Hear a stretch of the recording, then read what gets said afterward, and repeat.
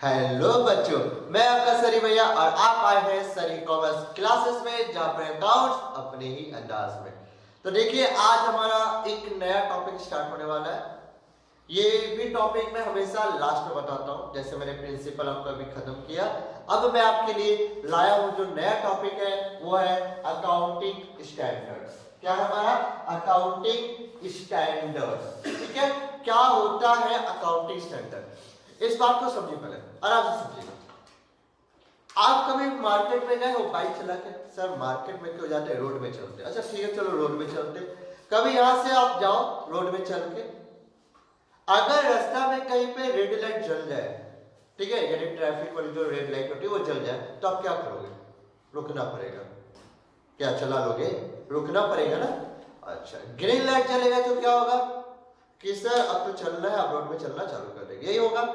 तो इन दोनों का मतलब है, ये लाल लाइट जलेगा और आप रुक जाओगे, हरा लाइट यानी ग्रीन लाइट चलेगा जलेगा तो आप चलने लगे। ये लॉ कौन बनाया? हमारी गवर्नमेंट। और सबको मानना पड़ेगा ना? नहीं, अब हमारा पता है अरमान बोलेगा, अरमान बोलेगा नहीं, हरा लाइट चलेगा तो रुकेंगे, लाल लाइट जलेगा तो चलेंगे। तो उसको डंडा पड़ेगा। क्या पड़ेगा इसको? डंडा। पिटाई लगेगा, ट्रैफिक पुलिस उसको उठाएगा, जेल में डालेगा और दरादर मोटा मोटा डंडा से, वो जो कोरोना काल में एकदम डंडा को एकदम पॉलिश मार के ढाई ढाई दे रहा था, तो वो पोजीशन हो जाएगा। तो अब क्या हो, समझो, ये लॉ है।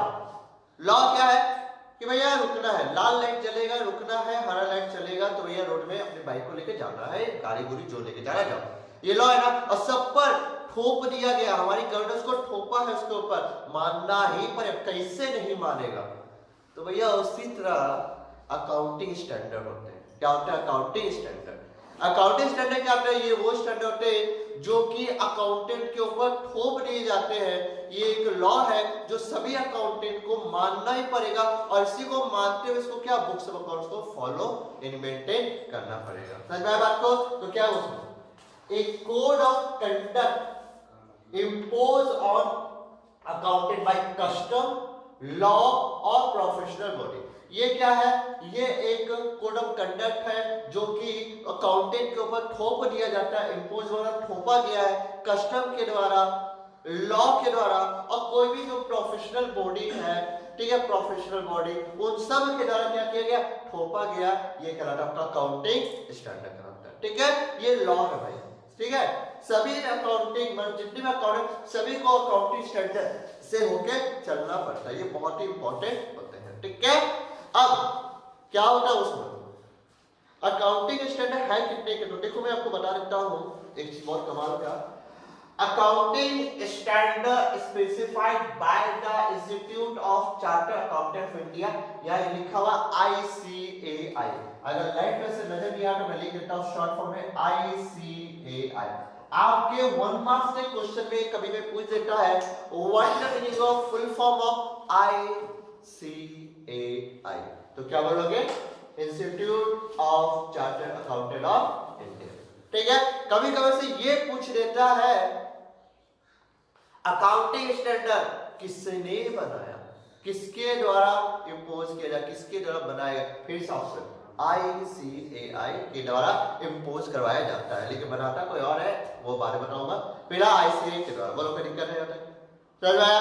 तो ये चीज कितने हैं? तो देखो 1 अप्रैल 2017, 1 अप्रैल 2017 के अनुसार क्या रखिएगा, 32 अकाउंटिंग स्टैंडर्ड है कंपनी के लिए, जो कि मैंडेटरी है। यानी कोई भी कंपनी हो, उस कंपनी के लिए 32 अकाउंटिंग स्टैंडर्ड बनाए गए, उनको फॉलो करना ही पड़ेगा, मैंडेटरी है, कंपलसरी है, वो इससे पीछे हट नहीं सकते हैं। समझ में आया? तो कितने हैं? तो भैया 32 है। कौन कौन से? वो आपकी बुक में आपको देखने को मिल जाएगा, अपना बुक खोलिएगा आपको मिल जाएगा पूरा 32 पूरे नाम के साथ, अकाउंटिंग स्टैंडर्ड 1, अकाउंटिंग स्टैंडर्ड 2, 3, 4, 5 करके पूरा 32 तक आपको मिल जाएगा। ठीक है, तो चलो, तो ये हो गया। और सवाल हुआ क्या कि अकाउंटिंग स्टैंडर्ड के क्या ऑब्जेक्टिव? मैं पहले ऑब्जेक्टिव बताऊंगा, फिर मैं यूटिलिटी बताऊंगा। ठीक है, यार कुछ भी करो उससे कोई फर्क नहीं पड़ता, इधर बताओ उधर बताओ। चलो एडवांटेज पहले बता देता हूं, कोई दिक्कत नहीं है। ठीक है, एडवांटेज ही पहले बता देता हूं, उससे कोई फर्क नहीं पड़ता। क्या यूटिलिटी और एडवांटेजेस ऑफ अकाउंटिंग स्टैंडर्ड, कि क्या एडवांटेज है, क्या यूटिलिटी है हमारे अकाउंटिंग स्टैंडर्ड का? तो भैया बहुत सारे एडवांटेज है। पहला advantage, it improves the reliability and credibility of financial statement. अब समझो इसको। एक एंटरप्राइज में बहुत सारे लोग होते हैं, यानी बहुत सारे यूजर्स होते हैं। मैनेजमेंट होता है, ऑनर होता है, गवर्नमेंट होता है, स्टेक होल्डर होता है, शेयर होल्डर होता है, इन्वेस्टर्स होते हैं, लेंडर्स होते हैं, बहुत सारे होते हैं। अब उन्हें कैसे विश्वास देना जाए? उन्हें कैसे विश्वास दिलाया जाए कि भैया हमारा जो बिजनेस एंटरप्राइज वो सही चल रहा है? तो अकाउंटिंग स्टैंडर्ड क्या करते हैं, इस बात को ध्यान रखते हैं। अकाउंटिंग स्टैंडर्ड को फॉलो करते हुए जब आप अपना फाइनेंशियल स्टेटमेंट बनाइएगा, क्या बनाइएगा? फाइनेंशियल स्टेटमेंट जब बनाइएगा तो वो जो फाइनेंशियल स्टेटमेंट होगा उससे जो प्रॉफिट निकलेगा वो ट्रू निकलेगा, उससे जो आपका बैलेंस शीट रेडी होगा, फाइनेंशियल जो पोजीशन होगा वो भी ट्रू होगा। अब जब ट्रू फाइनेंशियल रिजल्ट है, ट्रू फाइनेंशियल आपका स्टेटमेंट यानी पोजीशन है, जब ये सब कुछ ट्रू होगा यानी सच्चाई के साथ बनेगा, ट्रू एंड फेयर बनेगा, तो सारे के सारे जितने भी यूजर्स होंगे उनके अंदर क्या आ जाएगा? कॉन्फिडेंस आ जाएगा। क्या आ जाएगा? कॉन्फिडेंस आ जाएगा। तो ये क्या जो कॉन्फिडेंस लाता है वो कौन लाता है? हमारा अकाउंटिंग स्टैंडर्ड। अकाउंटिंग स्टैंडर्ड के द्वारा क्या होता है, आपकी जितनी भी इंफॉर्मेशन अकाउंट में रिकॉर्ड की वो सही मानी जाती है, क्योंकि आपने अकाउंटिंग स्टैंडर्ड को फॉलो करते हुए बनाया। इसे बोला जाता है क्या? ये फाइनेंशियल स्टेटमेंट में क्या लाता है? रिलायबिलिटी लाता है, ठीक है, इंप्रूव कर रहा है, रिलायबिलिटी को इंप्रूव करता है, क्रेडिबिलिटी को बढ़ा देता है, ठीक है। अगला क्या है? It ensure the consistency. देखो वर्ड सुनो, कंसिस्टेंसी सुना सुना लग रहा है, and comparability of financial statement. ये बताता है हर एंटरप्राइज को कि आपको कौन सा प्रिंसिपल लागू करना चाहिए, कौन से मेथड से चलना चाहिए। ये सारा कुछ क्या करता है? हमारा अकाउंटिंग स्टैंडर्ड इंश्योर करता है, ठीक है। यानी एक बार हर एंटरप्राइज के लिए अलग अलग अकाउंटिंग स्टैंडर्ड होते हैं, हर अकाउंटिंग प्रिंसिपल होते हैं, किसी का एग्जाम्पशन होता है वगैरह, बहुत सारे आपने पढ़ा प्रिंसिपल, ठीक है। तो सारे प्रिंसिपल को लागू करने के पीछे में किसका हाथ होता है? अकाउंटिंग स्टैंडर्ड का ही होता है, ठीक है। अगला क्या है? It helps in resolving conflict of financial interest among the various group. अभी मैंने थोड़ा पहले बोला बहुत सारे stake holder, share holder, investor, lender, owner, management, बहुत सारे लोग होते हैं। उनके बीच में किसी तरह का कॉन्फ्लिक्ट अगर हो जाता है, मतभेद हो जाता है किसी चीज को लेकर, तो उसका रिजॉल्व समझो, सॉल्यूशन कौन देता है? हमारा अकाउंटिंग स्टैंडर्ड। यानी अकाउंटिंग स्टैंडर्ड कैसे जितने भी कॉन्फ्लिक्ट होते हैं वेरियस ग्रुप में यानी इंटरेस्ट को लेकर, वो सारा का सारा रिजॉल्व कौन कर देता है? Accounting standard. कभी भी आप कोई भी पॉइंट फंस जाओगे ना तो अकाउंटिंग स्टैंडर्ड आपको से बाहर निकाल देगा कि भैया कैसे निकलना जाए। अब अमित को अपनी वाइफ से डाइवोर्स लेना है, अमित को अपनी वाइफ से डाइवोर्स लेना है, कैसे लेना है? तो लो है, वो बताएगा एक से एक तरीका कि कैसे कैसे आप डाइवोर्स का प्रोसेस कर सकते हो। भैया अकाउंटिंग स्टैंडर्ड में तो वही सब है, अकाउंटिंग स्टैंडर्ड में वही सारा कुछ है। अच्छा, it significantly reduce the chances of manipulation and fraud. Accounting standard follow करने से फ्रॉड नहीं होगा। कोई भी अकाउंटिंग जो भी बिजनेसमैन होगा जो अकाउंटेंट से कभी ऐसा बोलना नहीं चाहिए, मैं बोलता हूँ कभी का अकाउंटेंट से वो क्या मैनिपुलेशन कराता है, यानी मैनिपुलेट करता है, एंट्री सबको मैनिपुलेट कर देता है, जो चीज रिकॉर्ड करनी चाहिए मतलब गड़बड़ करवाने की कोशिश कर रहा है। लेकिन अकाउंटिंग स्टैंडर्ड से क्या होता है? वो सब रिड्यूस हो जाता है, मैनिपुलेशन रुका जाता है और फ्रॉड को भी क्या किया जाता है? रोका जाता है अकाउंटिंग स्टैंडर्ड के द्वारा। समझ में आया आपको? क्लियर बात? अगला क्या है? Helpful to auditor. Accounting standard के द्वारा ऑडिटर को बहुत हेल्प मिलती है। ऑडिटर का सबसे पहला काम ये होता है कि वो जब भी बुक्स ऑफ अकाउंट्स को चेक करेगा, यानी चार्टर्ड अकाउंटेंट जब भी चेक करेगा उससे पहले देखा क्या अकाउंटिंग स्टैंडर्ड को फॉलो करते हुए बनाया गया है कि नहीं बनाया गया। अगर बनाया गया तो अच्छी बात है, नहीं बनाया गया तो भैया बनाना पड़ेगा, बनाना पड़ेगा, ठीक है। तो अकाउंटिंग स्टैंडर्ड क्या होता है? बहुत ही हेल्पफुल होता है ऑडिटर्स के लिए, ठीक है। तो ये इसके क्या है? एडवांटेजेस है, छोटे-छोटे एडवांटेजेस है, ज्यादा बड़े नहीं है, एकदम सिंपल है। पहला एडवांटेज फिर से कर देता हूं, इसके वजह से हमारा जो फाइनेंशियल स्टेटमेंट उसमें रिलायबिलिटी आती है, क्रेडिबिलिटी आती है।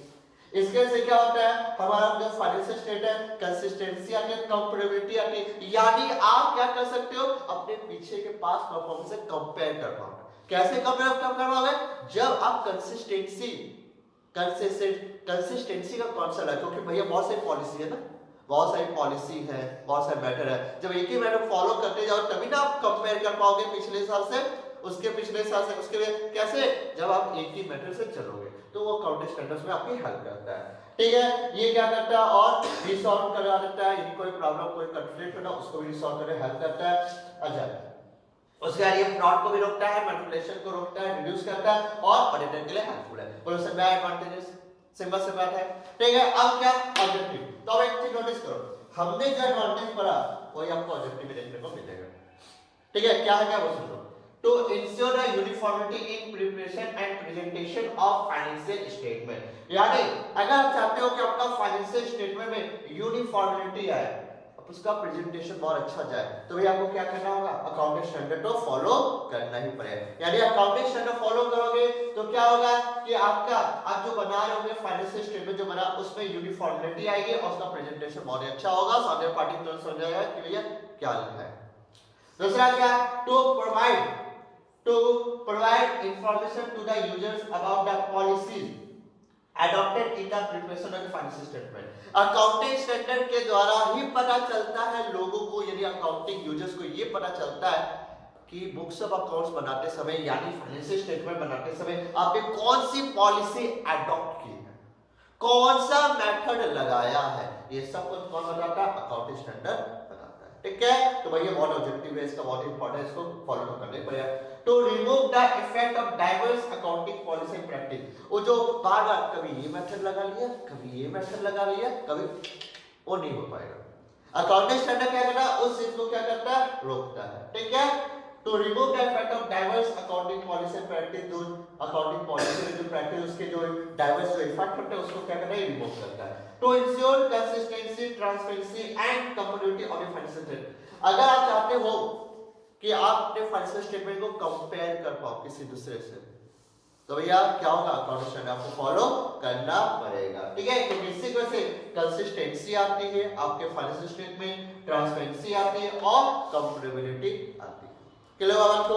अगला क्या है, to improve the reliability and credibility of the financial statement. देखो ये अभी मैंने बता दिया, ये अभी मैंने थोड़े पहले बताया क्या कि फाइनेंशियल स्टेटमेंट में क्या होता है, अकाउंटिंग स्टैंडर्ड के द्वारा ही क्या होता है, रिलायबिलिटी और क्रेडिबिलिटी आती है। ठीक है, बोलो कोई दिक्कत नहीं आता। तो ये था पूरा का पूरा, छोटी सी वीडियो है आज, जारी बड़ी वीडियो नहीं है। ठीक है, तो ये मैंने अपने तरफ से आपको पूरा का पूरा अकाउंटिंग स्टैंडर्ड समझा दिया। ठीक है, अच्छा कुछ इंपॉर्टेंट बातें मैं और बता देता हूं आपको, सोच रहा हूं बताने का चाहिए, कुछ का फुल फॉर्म याद रखिएगा, कुछ चीजों का फुल फॉर्म रखिएगा याद। मैं ये पोर्शन मिटा दूं, कोई दिक्कत नहीं है किसी को, तो ये पोर्शन में मिटा देता हूं, कुछ का फुल फॉर्म याद रखिएगा, बहुत इंपॉर्टेंट चीजें हैं। ठीक है, तो ध्यान रखिएगा। ठीक है, ये आपसे एग्जाम में कभी पूछ देगा किसी कुछ का फुल फॉर्म। ठीक है, और इसमें से बहुत सारा फुल फॉर्म से आपको पता होना चाहिए। सबसे पहला फुल फॉर्म होगा IFRS। कोई बता सकता है कि IFRS का फुल फॉर्म क्या हो सकता है? International financial reporting standard. ठीक है, क्या बोले, फिर से बोलो। ये बोलना चाहता बच्चा इंटरनेशनल, बोलो यार, इंटरनेशनल फाइनेंशियल, ठीक है, फाइनेंशियल रिपोर्टिंग स्टैंडर्ड्स। ठीक है, रिपोर्टिंग स्टैंडर्ड्स, इसको बात को आपको ध्यान में रखनी पड़ेगी। ठीक है, IFRS का फुल फॉर्म आपके सामने मैंने रख दिया है, जो कि क्या इंटरनेशनल फाइनेंशियल रिपोर्टिंग स्टैंडर्ड्स है। ठीक है, याद रखिए, कोई दिक्कत है। दूसरा एक और आपको देखने को मिलेगा एक और है आपका, IASB। ठीक है, इसका फुल फॉर्म क्या होगा, बोलिए, इंटरनेशनल अकाउंटिंग स्टैंडर्ड। ठीक है, स्टैंडर्ड बोर्ड्स, क्या मैंने बोला, बोर्ड्स।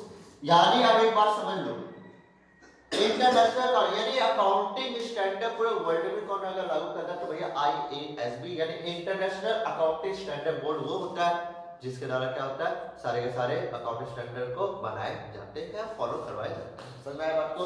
इस चीज को आपको ध्यान में रखना है। ठीक है, अच्छा और कुछ फुल फॉर्म में बताना चाहता हूं, ध्यान से सुन लीजिए। ठीक है, ताकि आपको कोई दिक्कत ना हो।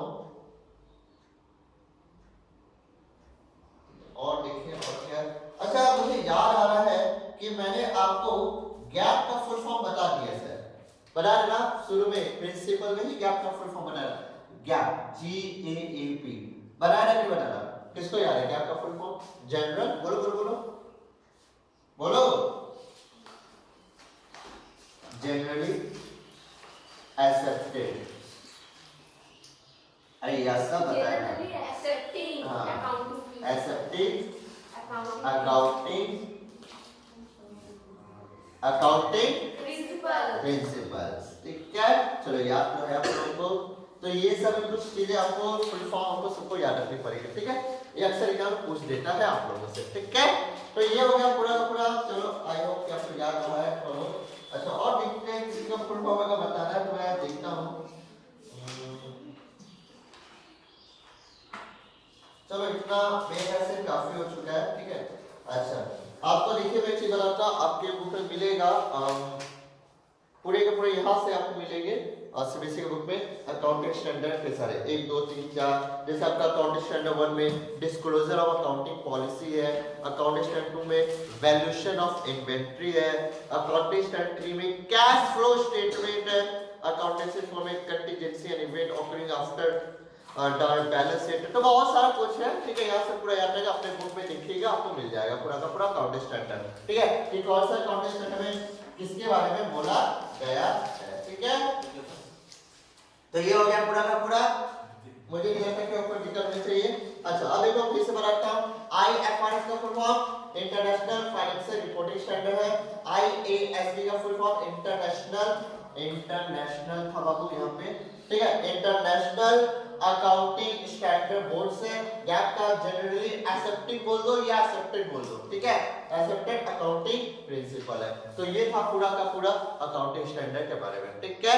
कोई दिक्कत लगे तो आज की वीडियो इतने ही में रहेगी, ज्यादा बड़ी नहीं बनी है, ठीक है। फिर मिलते हैं बहुत ही जल्द नए टॉपिक के साथ, चलो ठीक है। तो इसको उतार लीजिएगा आराम से, जिसको इसको उतारना होगा, ठीक है। और इसका अगर स्क्रीनशॉट ले लिए तो अच्छा है, क्योंकि मैंने थोड़ा सा मिटा भी दिया है, ठीक है। तो वीडियो को बैक करके अपलोड कर लेना, ठीक है।